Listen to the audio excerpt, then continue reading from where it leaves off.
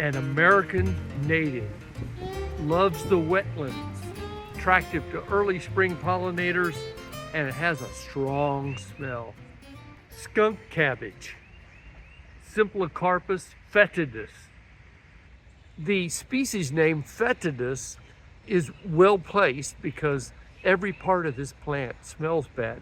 The leaves smell like skunk when crushed, and the flowers, which come up early in the spring, are very, very aromatic, not in a good way.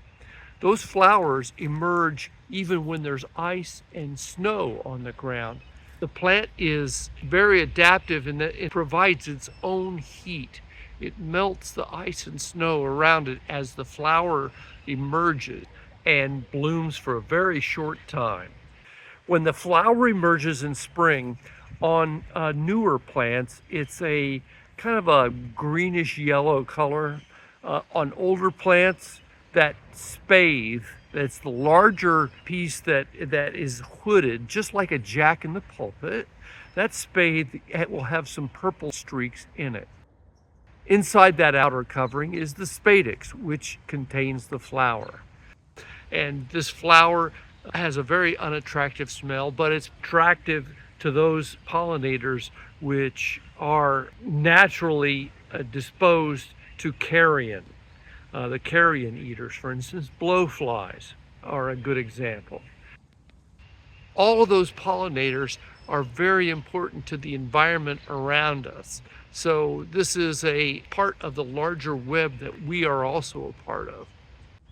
It creates a fruit that is an aggregate fruit with many pieces of seed covering in it and seeds. And then that is dispersed, usually by water or sometimes by animals. A few days later, maybe a week later, the leaves emerge so that they're producing food to the root system to produce flowers and fruit the next year.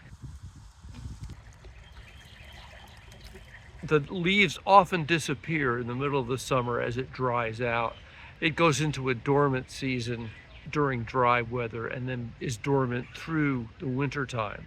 And then again in early spring, those flowers emerge. Skunk cabbage, again, loves those lowland areas that sometimes get inundated, a very swampy ground.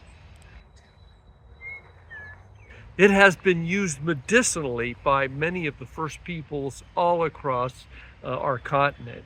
It has even been used as a seasoning, though I can't imagine what dish that would make any better. Maybe not one you would plant in your garden, but when you're out walking in the woods, you might be interested in that plant growing in wet areas. The skunk cabbage. If you like this video, please subscribe and like and share.